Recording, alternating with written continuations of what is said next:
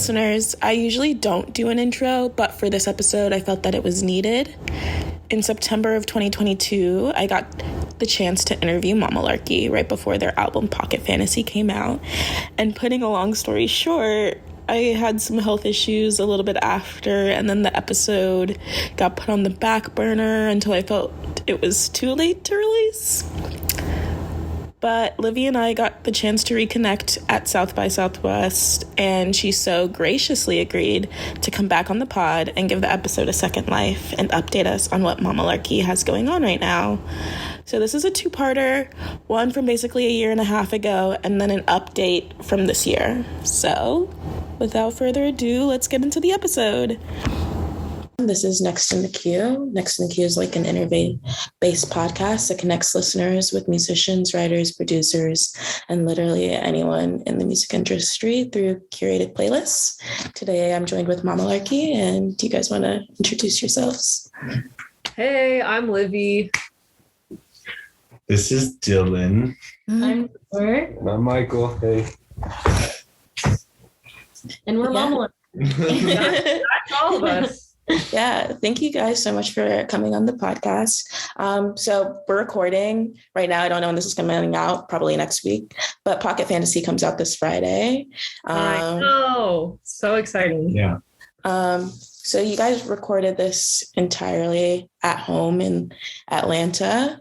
How is this different than any other album that you've like put out and produced? So we did record a little bit with our friends Ian Salazar and Joey Oaxaca. And our first album, we also recorded mostly from home, but this one was even more at home. Yeah. We engineered and produced ourselves, which is like a new thing. Yeah. And a lot of that was Michael, but I don't know. I think because it was also like we're still in the pandemic, whatever, but it was definitely like we were in like the height of it. Yeah, just like writing, and that was pretty much our whole lives while the album was coming together. I guess speaking for myself, and it was just very immersive, and like I feel really grateful for that opportunity. I don't feel like that comes by very often. Yeah, like just being able to like live in an album was really cool. Yeah, it was most of 2021 when live music at large still wasn't really a thing. It was like coming back. Slowly coming back. So yeah. It was our outlet. Yeah, I think it's kind of crazy. You put out your self-titled album during the pandemic, and then you like kind of created this album also during like the height of the pandemic. Do you feel like in future albums you're like going to be able to like create more and like do more things that you weren't able to do because of the pandemic, and how it like affected the way you were able to release music? Definitely. I also feel like the musical like landscape is still like changed and like developing and coming back in a new way. But that being said, yeah, it was very weird to not get to connect with fans like in person at all. When our music came out, I almost was like, is this real? Like, I don't know. Like, yeah. And it's been great, like finally getting to play shows and see people and talk to them about stuff we put out like at this point 2 years ago. But yeah, it's definitely evolving. Yeah, I think the music landscape has really changed a lot. Like, I think shows are just now starting to like become a more regular thing. I feel like 2021, it was kind of touch and go. Like, are bands still touring, or like, is it going to be like a whole different process? I mean, you guys are getting ready to tour. How is it different than like gearing up for like tours that you've done in the past? Well, this is our first headlining. Yeah. We're trying to hit both the coasts pretty thoroughly. Yeah. And like, that's our first time doing that ever. So that's like a very new thing for us. Obviously, we got like the booster jab like a few days ago. So we're hoping for the best there. But like, yeah, it feels very big. And like, I guess we don't even know. We don't know what we're really coming into. A lot of times we do tours that are like, a week or 2 weeks. So we're definitely like excited to feel like we just get to see everyone that we know and like visit a lot of different places all at once. But yeah. And at this point, we've like toured a lot of these cities already. So it's fun to like return and get to see how we've grown in these places. Yeah, there's an element of uncertainty, but in a good way. Can you tell we're a little bit nervous? Like we are. Of course, we're a little bit nervous, but we're really excited. And yeah, we're just trying to think of what games we want to play in the band, honestly. That's been a big topic of discussion. How we're going to pass time. Yeah. What are the games you guys have talked about so far? Last tour, Uno was a big hit. Uno is really big with us. But then we all forgot to bring Uno. Yeah. We'll fix that. We will fix that. We are talking about playing like a D&D type role-playing game, which I'm very interested in.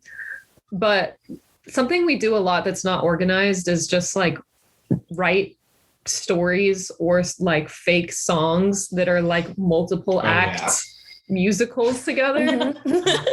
Because we just need to like You said right, but it's more like improvised. It's like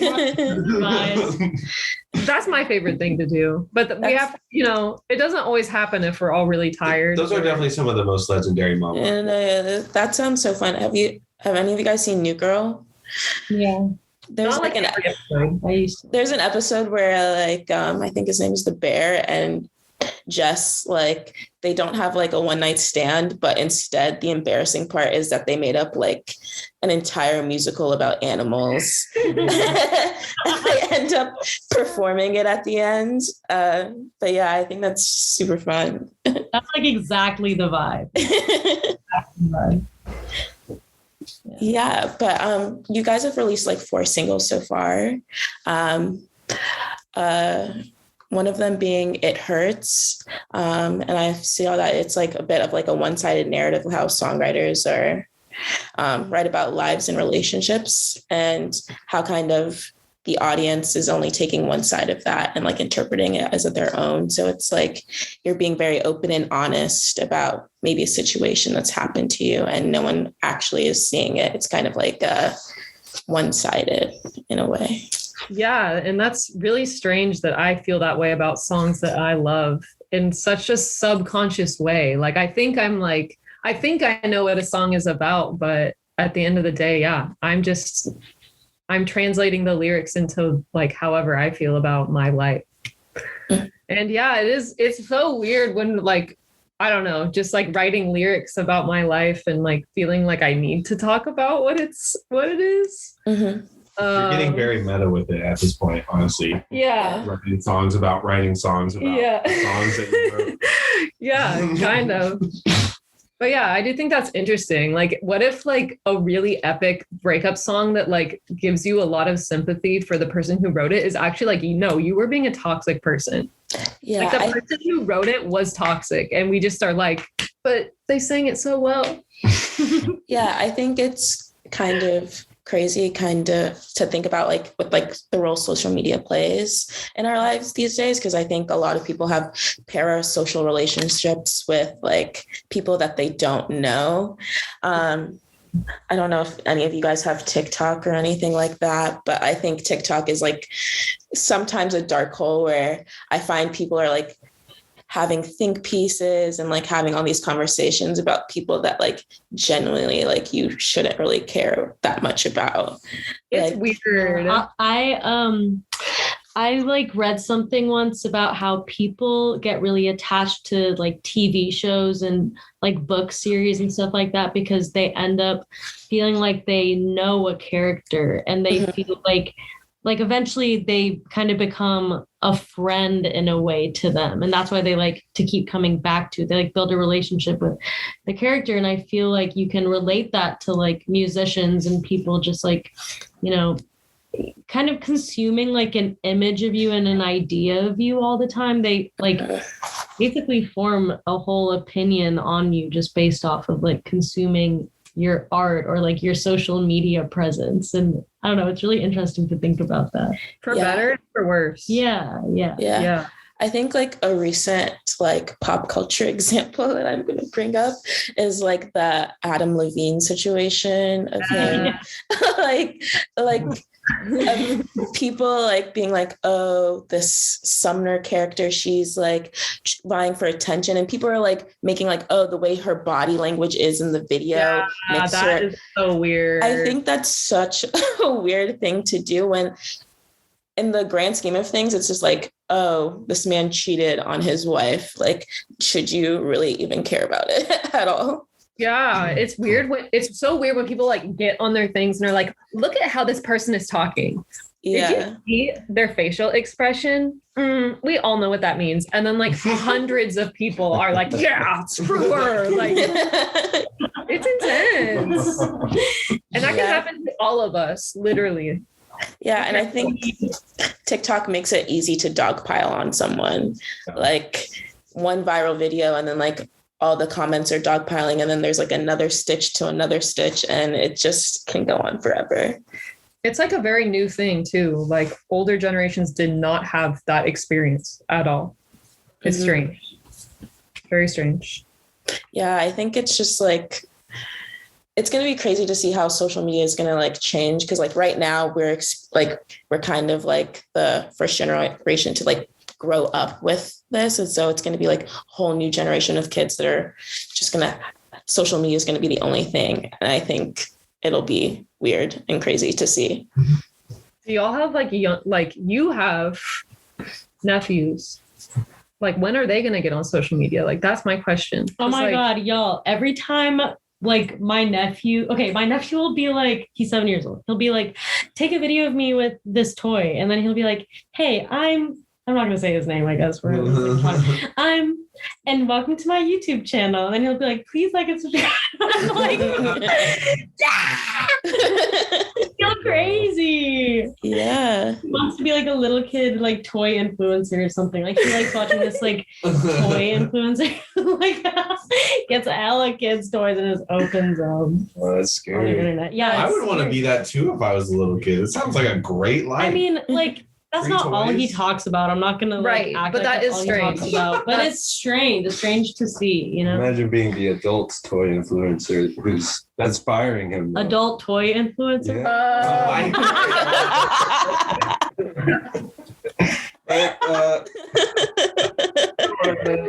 Yeah. I'm sorry. No coming back from that. I'm sorry. I mean, maybe. I'm sorry. Yeah, you kind of walked into that one a little bit. Oh my God. Didn't mean to. Please don't show him the adult toy influencers. Okay. Okay. Sorry. Yeah. Every single that you've released so far has kind of like been a little bit different. Like Mythical Bonds is about friendship. So like, how does like being together in a band and like living together, like how did that kind of influence you to write this song? It definitely did. It was like kind of at a point where I feel like at least I was facing like burnout and feeling like I was kind of struggling a little bit. And I feel like we all were. And we kind of just like wrote this really happy song and just knocked it out really quickly. And it was really nice. And like, that's kind of like part of the whole like process is like, I don't know. It was bizarre to be like, I don't know, like, bye, Noor, bye, Michael. I'm gonna like, whatever. Like one of us would like be in the studio, like grinding, and like someone else would be like working or like seeing a friend. And it was just like so ingrained in like everything we were doing. But yeah, I guess just like in terms of like all the different like vibes, all the different like kinds of songs we wrote. Yeah, we recorded them so quickly after, or wrote and recorded them in the same day a lot of the time. So those performances just captured how we were feeling in those moments. Not a lot of editing happening. Like a lot of just like, it's written, here we go, here it is, it's done. And we did write a lot more than what's even on the album while we were there. So yeah, I was about to ask that. Like, how did you decide what was gonna go on to so long. We were doing like Google survey, all of us vote for our favorite 10 songs. Like, It was but even then, it would be like. And still to this day, I'm like, I don't know. Did we make the right decisions? Well, there's songs we saw out there too. Yeah, those songs still exist. And I really like some of them. Yeah, same. Same. Do you think you'd be like, do like a deluxe edition and add more? Or do you think it would be like a new project entirely? There's talks. There's talks. There's talks. Yeah. Then the last single I think you just put out, Shining Armor, or I really like how you said that this is like to like haters who have like anything to say about like the way you play or like the way you write to like do something themselves. And I saw that on Fire Talks you did a little lesson demonstration, lesson on how to play the guitar. Kind of just like a fuck you to anyone that like has anything to say, really. It's surprising. People say weird stuff to me and Noor specifically. I feel like that it's very patronizing. And it's frustrating. It's frustrating to feel like it's just not even about what I'm playing. And it's like, okay, cool. Can't win. Yeah. Or I'll like do something that's visible about me playing guitar and they'll be like, it's just because you're a girl. And it's like, all right, okay, let's hear it. Like, why don't you play something? Yeah. What you got? I was really happy. I'm like, that's great. Like, if y'all make me mad and then like this song comes out of it, then like it's a win-win. So whatever. Yeah. I mean, I saw that you tweeted recently about, like a sound engineer like mansplaining how like your guitar should sound and changing your tone settings and things like that. That was so annoying. That was at a show and I pouted because of it. I was pouting. I was openly pouting because he came up to my amp and just like changed it without asking me. And it was an amp that I was using that the band Jerry Paper that we were opening for had already dialed in for their set. So it was just like, oh, guess you know better than both of us. It's really frustrating. Yeah. And it's crazy to think that like exactly without asking or like telling like that you don't know what you're doing, like you haven't been playing for years. Yeah, it happens very subtly. Like I really don't think it's even like hate. It's just like so ingrained in like the way these men like work. But yeah, I'm a little touchy about it. But as you have the right to be. As I have the right to be. Yeah. As long as we're making happy music about it, I think it's fine. Yeah, and so you guys are like seasoned professionals and like making music. Like Livvy, you've played bass for Cherry Glazer, Nor you've been like tour managing for Winter, Faye Webster. How has like doing like individual projects kind of helped you come together and like make music, or struggle to make music if you're doing other stuff at the time? Definitely a little bit of both, I'd say. But more than anything, it like speaks to how much we love doing music. Like we'll always make it work. Like I know Noor has been like doing festivals with Faye and like playing bass and just like going really hard. And like, she's still just like, all right, like after this tour, she has a festival literally the next day. So she's like flying to Austin to play ACL like right after. So it's like, yeah, I think it really just, it's also nice because like we all have experiences and like we're very like educated in what touring is like and like what we need ourselves to stay afloat and just like make things go smoothly. Like before this call, like Dylan is like filling out an itinerary and like Noor and I are like emailing advancing emails and like calling the band place. Like we have like a little workshop going on. But yeah, I also think like it just all makes us really good at what we do. Y'all all gig a lot. So giggle? That too. That's literally what I heard. But yeah. Giggle a lot. It feels like, it almost feels like keeping our like muscles, warmed up in between when like we do shit together. Yeah. So it kind of like made this tour kind of flow seamlessly. Like you guys all know what to do. So it's not like anyone's surprised or shocked when something happens. Yeah. We're just like right back into it, I feel like. Back in like riding a bike. What did I keep saying today? You said game face. Oh yeah, I kept saying, put your game faces on, boys. So stupid. But that's really the vibe. Why are you wearing like a sport shirt right now? I am wearing a sport shirt, as I say. Game face. Game day. Game day is approaching. Game day is Friday is game day. Coming up. The season is Thursday starting. is actually game day. Game I day guess starts true. a little earlier than you thought. It does. Yeah. I'm ready. And so what can people expect from the release on Friday that they haven't gotten from the singles so far? Oh my gosh. That's a good question. A lot. There's like a lot of songs on this album. And they're all really different. Really cool I stuff. feel like the singles like give you maybe a baby taste of what else is on the album. I'm also like, I think this whole thing could be singles, but I'm just a Mamalarky fan. I know. I agree. I completely agree. We had so many ideas for singles because we were just like, which one could possibly summarize all of it? And it's like none of them. And I also really think because we like engineered, mixed, mostly Michael did all the like, you know, producing and mixing and engineering, we got to like experiment with a lot of weird sounds. Like when you're in the studio, it's like, all right, how does this all work? Like, what's going on in here? Let's get this song done today. When you're at home, it's just like, we just tried like 14 weird things.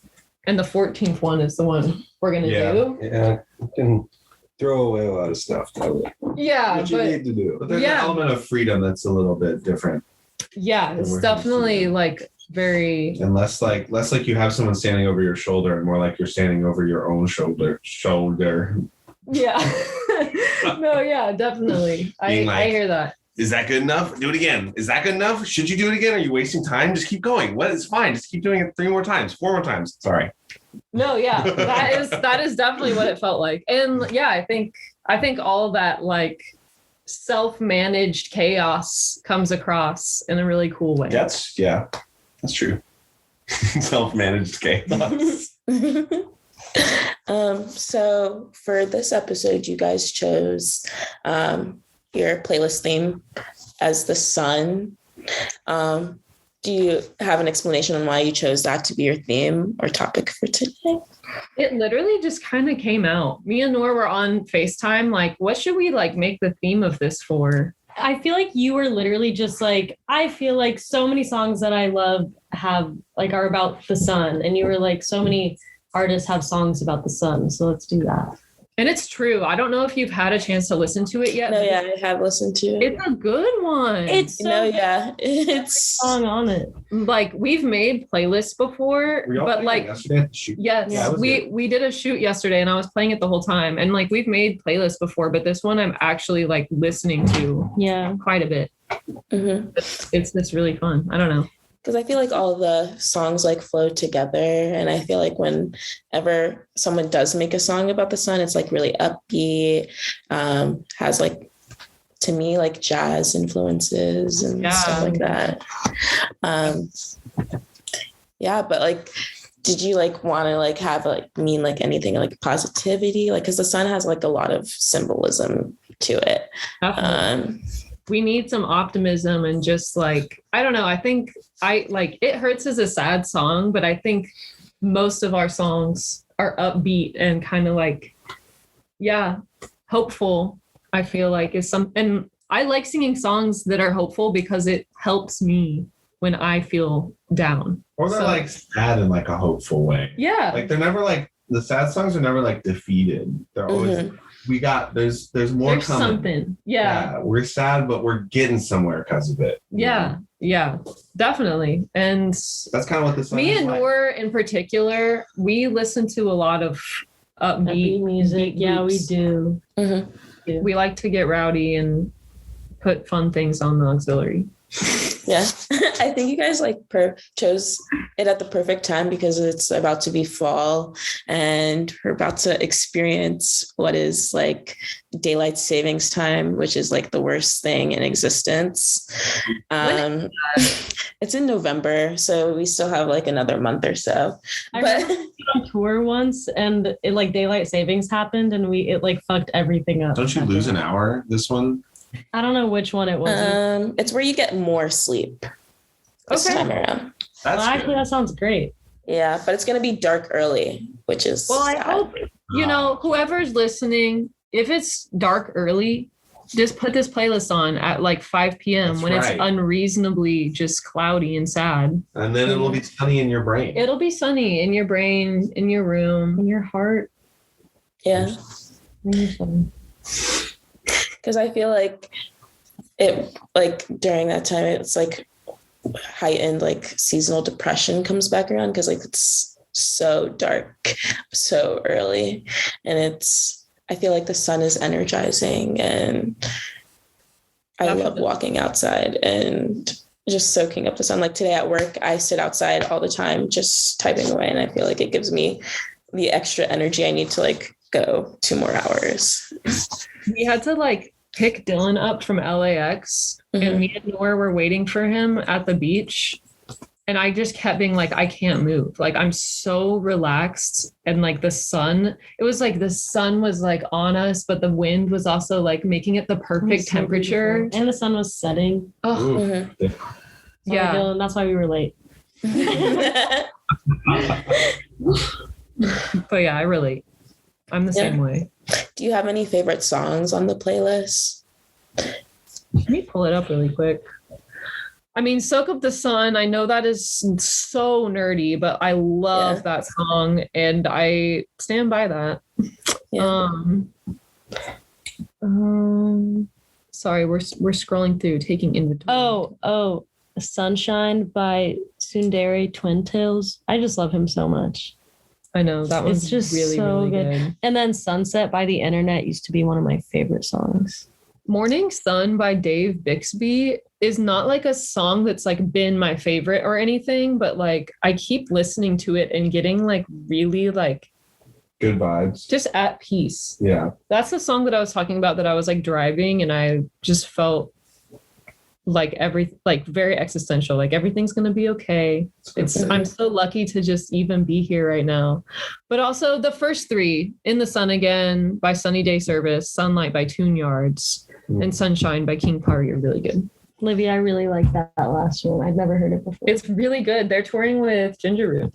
Oh, that's cool. I really like that song. Yeah, me too. Yeah, and I never heard Never in Your Sun by Stevie Wonder. It's like one of my favorites on the album. And I really like that you added a song by Winter Sunshine Divine. Yeah, they come out with an album, I think October 14th. Yeah. So good. Oh, you are. Y'all are not ready. Yeah, I'm excited about that. Like I've been listening to Good on repeat. It's a really good song. So good. You should hit up Winter. Oh yeah, I'm interviewing them on Monday. Yeah. Full circle moment. Definitely. Yeah, but any other things you want to like take away from your playlist or? No, I mean, like I said, I just genuinely recommend it. Like I've already been like sending it to people and being like, we really did good on this one. Literally, me too. Me too. But yeah, lots of good stuff in there. Lots of friends, lots of, inspiration too. Mm-hmm. Is there anyone that's like given you inspiration for this album that's on the playlist? Or Tune Yards has been like just an inspiration, I feel like, from the start of our band. I don't feel like I can write music like them, but they definitely like, I love that they have kind of crunchy production, but the vocals are always like really upfront, well produced, and like kind of technical, which I don't know if I'd do that, but like I would love to. I aspire to that. Very expressive. Yeah, definitely. They're not like playing it cool. They're like saying what they need to say, which is what I try to do. Yeah, I feel like a lot of your lyrics are straight to the point. Thank you. Yeah, I try. Like I said, I don't edit really very much at all. It's just what's there is what's there. Is there, do you think if you did edit more, like it would take away from what you were trying to say? Yeah, definitely. Because I have before, and then I almost always am like, the first thing I said was what I meant to say. I actually think that the lyrics on our upcoming single that's probably already out, and this is out, but Frog 2 are some of my favorite lyrics you've ever written. Me too. Those beautiful lyrics. I really, It's really, really, really well written. That was like, it's like a poem. It's really cool. Thank you. You're welcome. Yeah, I feel like that, if you ever wonder how I feel most days, it's that song. Definitely Frog somehow 2. got it out. Somehow I got it out. Frog 2, go watch the video. Which was weird because I wrote that song mostly like Michael wrote the whole keyboard part in 5 minutes. Like he didn't even write it. I was just like, play this, like play a song. And he just played that whole progression, genius level. And then the lyrics I wrote in the car, which was fun. We were just driving, and yeah, sometimes when you're just in passing, you can make cool stuff, which is why I'm excited to tour again. I'm like trying to write more lyrics while we're traveling. Yeah. And you guys are all from the South. Do you think that influences your music at all? Definitely. I mean, I feel like people in the South are kind of goofy and kind of like, yeah, they're not trying to put on airs. They're just really, yeah, I don't know.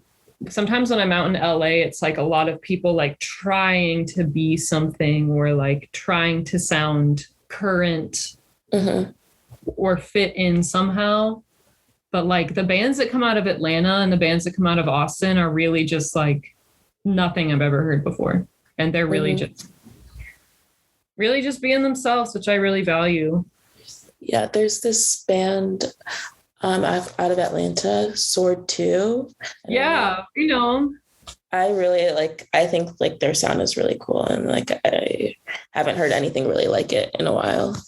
I know. Yeah, they're friends of the band, you could say. Is there any other Southern bands that you think like are outside of the box? I like Being Dead a lot. Yeah. Being Dead from Austin are super fun.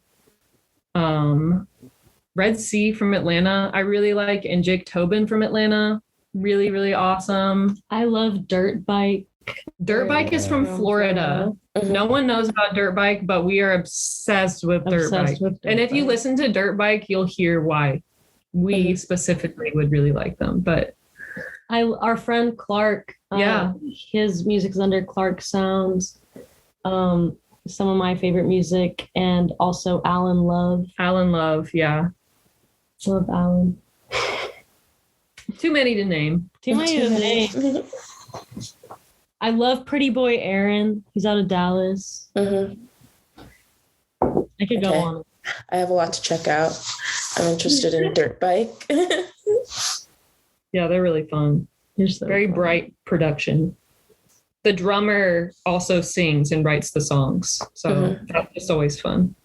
Yeah, I love when drummers are singing. I think it takes a lot of energy. I don't think I could ever do that. Same. Like the breath control you have to do that. I would not be able to. Yeah, just like, trying to like keep things. Yeah, it's too much brain power. I power to them. Are there any cities that you're excited to visit while you're on tour? New York, very excited. We had a really That's where I am. Yeah. Oh my God. Yeah. I hope to see you. I'm doubly excited. Babies. I think it's like November 6th. Oh, 6th. Yeah. Okay. You already know. Yeah. I'm super excited to go to Toronto. I know that's a random one, but I have I have family there who I'm really excited to see. Atlanta, of course. Atlanta. I'm super excited for the LA show. LA, San Francisco. I'm excited to go to Reno. I've never been to Reno. We're playing like a festival. I feel like it's going to be like a funny day. That'll be a fun. I think it'll be fun. I'm so excited. We need to figure out when we load in that day. We'll figure it out. That's not for the podcast. Yeah, I feel like Nevada is like I feel like Nevada is a place where you can have like a silly, goofy time. Yeah, I wish we were going to Las Vegas because I want to go to Zach Bagans' Haunted Museum so bad. I'm sorry. Maybe we can stop. Okay. We'll see. Okay, well, I mean, that's all I have. Do you have anything that you guys want to plug?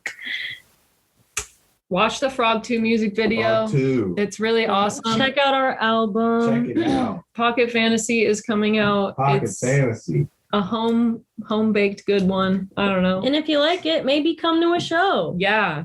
Chances are we're coming to your city. Or if you come to a show and you like it, maybe buy the album. Either one. At the show. And if you buy the album, maybe you could listen to it and show a friend. And buy a shirt.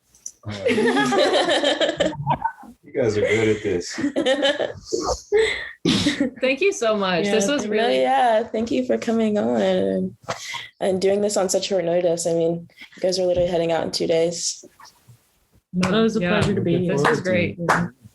Yeah, it was fun. If you're here, that means you've reached the end of part 1. So let's get into part 2. Hey y'all, welcome to Next in the Queue.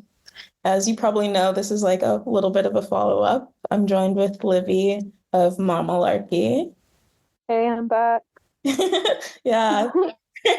Thanks for coming back. It's been a year and a half, I want to say, because we recorded. What? Yeah, we recorded the episode at like the end of September, like just a couple of days before your album came out. Whoa. 2022. So. I'm so excited to like hear like, all the things I didn't know at that point. I don't know. Just to reflect. That's crazy. Yeah. So how have things been in that year and a half span? I know you guys have been touring a bunch and you're about to go on a tour with Wild Nothing in August.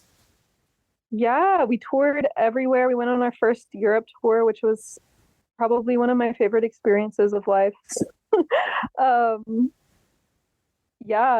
We basically just played a million bajillion shows and started recording new music. Yeah. So look out for that. Lots of songs got recorded between then and now. But yeah, I don't know. We got to like actually put our first self-recorded album out there and had the time of our lives, honestly. Yeah, and we actually kind of saw each other, I think, in Austin. I don't know. I'm awkward, and I thought it's because I've interviewed people before, and they haven't remembered me, so I didn't want to be like, do you remember? At Being Dead, right? I looked over and I was like, oh my God. That's him. Yeah. But yeah, also Being Dead is like one of my favorite bands, so I was like so locked in. I was like right up front. Yeah, they were really good. And then you also mentioned them in the episode that we did the last time about like really Southern favorites. Yeah, like Austin, like Texas bands. Yeah. Okay, we'll see. It's true. It's a nice tie-in that we were both there. Yeah. And you can see they're so weird. They're so weird, but they're so stripped down and so like present. Yeah. I love them so much. I was glad that I got to see them at South by because I didn't get to see them when they came to New York. I think something else was happening that day. But I saw this is kind of off topic, but I saw they just announced a Europe tour, their first Europe tour, I think. Mm-hmm. So that's cool. Yeah. Yeah, I saw you at Being Dead, and I think I saw Nora at like the Babies showcase, and I was just like, yeah, hey. She went out a lot. Yeah, but speaking of Europe, I also like a connection. I think you, when you were playing bass for Cherry Glazer, I saw y'all in Europe on one of those dates because I was looking back at like film photos I used to take, and you're in one of them. I'll send it to you. It's really funny. I was like, oh wait, what? Like in Where? when that was like maybe 2018, 2019, I think. Maybe. Yeah. Where was that? Um, what? Like it was like one UK tour. It was for Stuffed and Ready, Yeah. but I don't remember where in the UK. I was like Yeah. London-ish. It wasn't London, but it was like kind of close to it. Brighton or something. Oh, That's yeah, it was so Brighton. It was crazy. Brighton. It was Brighton. Really? Yeah. Okay. Oh my God. That's wild. Hmm. That is so crazy. We hadn't even like put out a Mamalarky album at that point, so I was a tiny baby. And you were too. Yeah. Yeah, and that's also crazy because I think Porridge Radio opened for, and they're pretty big now too. Yeah, they were so good. Yeah. That was such a good show. No, it was Wow. funny. That night was funny because I dragged my cousin to come with me because I was there for a wedding. But Mm. explore, it kind of ended up being like I just dragged my cousin and she did not want to be there, but it was fine. Everyone has that plus one, you know? Yeah. That's so fun though. Yeah. And so when we last spoke, you were all living in Atlanta, but now I think you and Michael live in LA, and Nora lives still in Atlanta, and Dylan lives in Austin. Yes, you got it. You might be the only person in history to like have figured that out. I watched the audio tree, so Okay, that helps. Yeah, it helps a little bit. we're tri-coastal. Yeah. How does that affect how you're recording music now? We've done this for a while. I mean, we just like do recording retreats. Mhm. So when we're all ready and like we'll send ideas to each other like remotely and stuff, but we'll just get together and like hammer out a bunch of songs. And then Michael and I work on stuff in the meantime. I mean, this is like where I live. Mhm. So it's just it's always recording time in here. Yeah. I guess that's like one thing that has changed too since we've last spoken. Like it's crazy to just hear like September. That is when Michael and I really got into like writing and recording other artists. Mhm. Which the first release should come out in June. Mhm. But yeah, been keeping busy in the recording world for sure.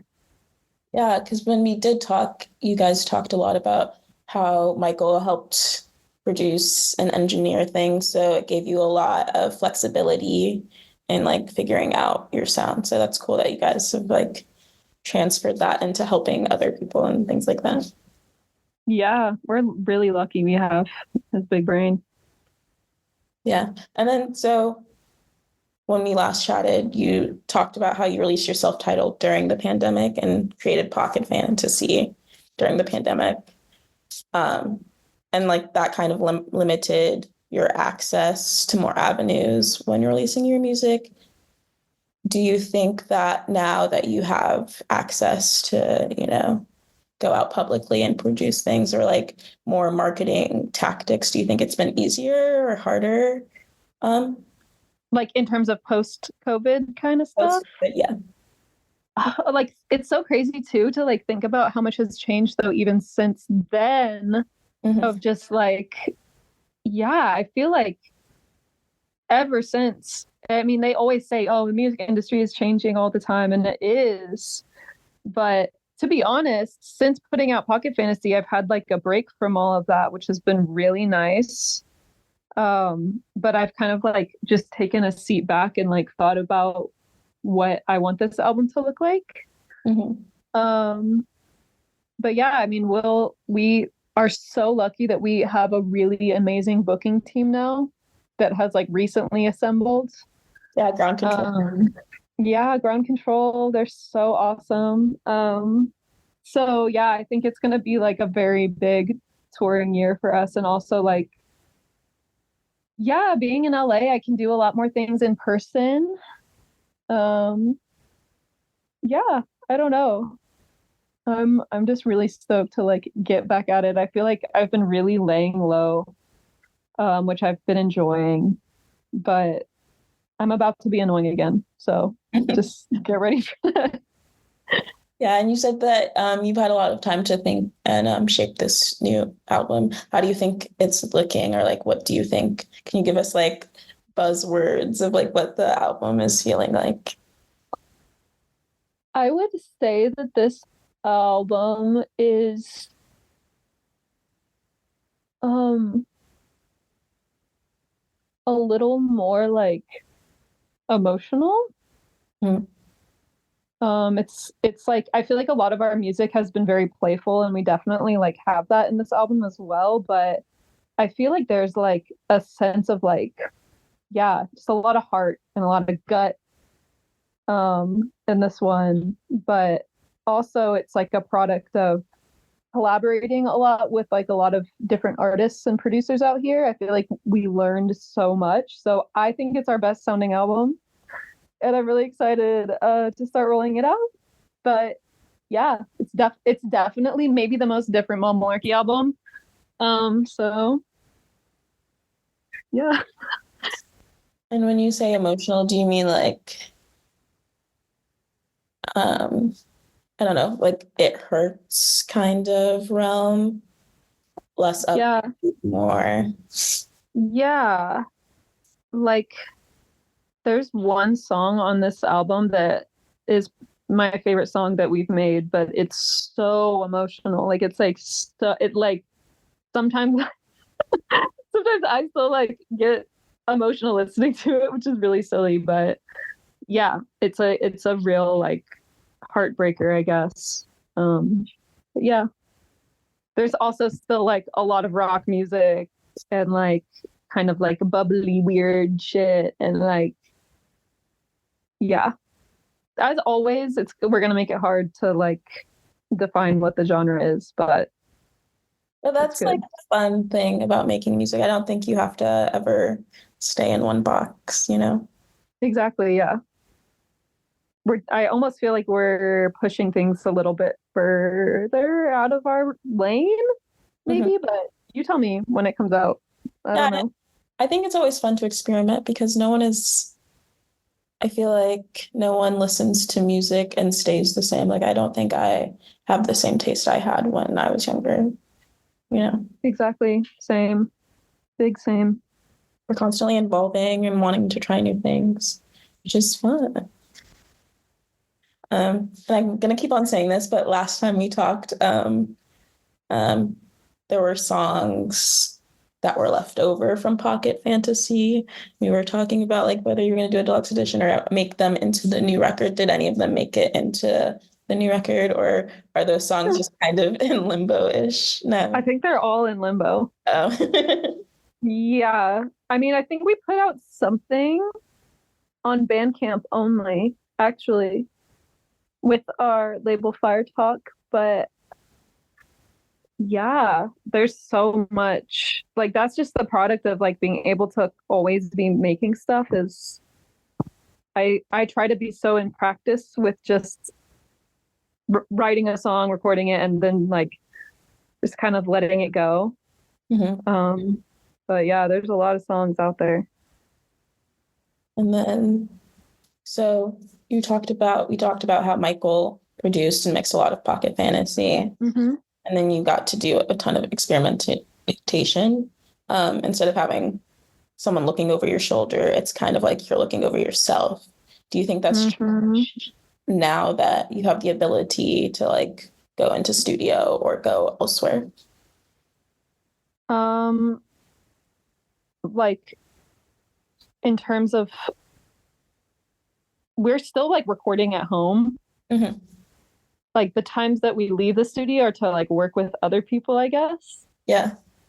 So we don't have anyone looking over our shoulders. But still, which is like a funny image to like put in my head because it's both like so liberating to just be the only person that's like making the creative calls. But also we have to like decide when things are done. Like we have to like as a unit like be all of our own producers and like shape the record ourselves, which is very like it's such a deeply like collaborative and like uniting feeling to like go that deep with people you love this much. in making music, and just like, yeah, getting it to the finish line is the hardest part, but we're pretty much there. I feel like our toes are like on the finish line, and we have like yeah, just a few more things to wrap up. That's really crazy. Yeah. What does that process look like? How do you all collectively decide when to stop touching something? Oh, I wish I had like a good answer for that, but everything is basically done. It's just like, yeah, I feel like when we get like the call of like, okay, we want to put this out at this time, is when it's like, okay, well, we got to send it to get it like mixed and mastered and all that, and like that's kind of like the time, I guess. But yeah, I don't know. I felt like this whole album has felt finished for a long time, so I don't know. You can always edit something, you know? And it's weird, like having songs that on Pocket Fantasy, even there are things that I used to hear when I would listen to them and be like, oh, I could have done that better, or like, I wish like we had treated this sound this way, that I don't hear at all anymore. And then there are still things that I'm like, that bothers me a little bit. But it's okay. I mean, shit. That's just how it is. Yeah, the process of just creating stuff, you're always going to want to tweak something eventually. I feel like that's the hardest part, is knowing when to stop and knowing when to stop tweaking something. That's why it's cool when people like really, there's one song on here that was like really live tracked, including like my vocals. Like we just played the song in the room with everyone playing at once. And that was such a good, like, okay, it's done now. Yeah. Like it's all recorded. No one can redo their parts. So that can be kind of fun. Or is there any music that you've been listening to lately that is inspiring you? Arima Adara's album has been everything. Like I'm still like, I think it's been almost a year that I've been obsessed with that album, but I've been listening to it a lot still. Let me see if I have any other really good recs, but that one is really good. Are you a big like playlister? Because I have a hard time organizing all the music that I save. I have started becoming a playlister just like by nature, like wanting to expand what I do like here. So I literally just started this 3 weeks ago. I've started doing like a weekly playlist where it's like all of the new music that came out that week, so I can keep track of what came out that week. So then I can make a bigger playlist. Because I used to just do monthly playlists, but it would always be so long, and and I have a Substack now where I like describe each song and like why I like it. But some of them I don't have anything to say about the song necessarily. Not that it's a bad thing. It's just like, I don't know. I just like this song. So I wanted to have more creative freedom. So I just started doing a weekly one. So maybe some of the songs in the weekly one make the monthly, but if they don't, people can still, know what that's cool. And I can keep track of what I'm listening to. I don't know. That's such a good method. Yeah, but it's cluttered on Spotify. I hate the way Spotify looks, because I've been putting them in folders, but it's still just as ugly though. I don't like it. It's just it's like truly overwhelming. The other two I was gonna say is, and I never know how to say their name, but Feeble is Glock. Oh yeah. That's definitely not it. And then June McDoom are two other artists. I love June McDoom. They make really great music. Yeah, it's so special, so beautiful. But yeah. Do you playlist or no? No, I don't. I have very like I wish I did what you do, which is to like organize it by like what I'm listening to within a week. But no, I just have like a few mood or like activity type things that I put together. But no, it's just kind of like an endless feed of songs that you save and then like forget about, and then you hear them again and like 3 years later and you're like, I saved that. Yeah, that's why I like ago.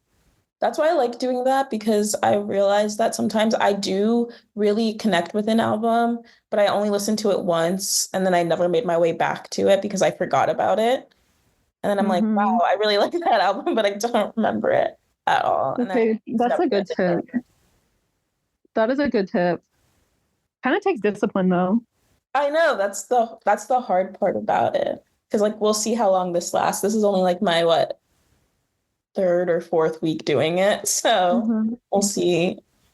Yeah. I wish you luck. Yeah. Yeah, is there anything that you want to plug or? Yeah, just get the Wild Nothing tickets. We're really excited for that. There's more coming. It's basically it's the quiet before the storm for Mamalarky for sure. So Nice. Yeah, just keep an eye out for that. And thank you for having us back. Yeah, thank you for coming back. I feel bad. Yeah. No, do not feel bad. We're so I just remember laughing so hard on the interview. Yeah, I watched it like a couple of days ago and I was like, it was really funny. It was so much fun. I know. I'm excited to listen to it. So yeah, thank you so much. You've reached the end of the episode. As always, links will be in the description. See you all next time.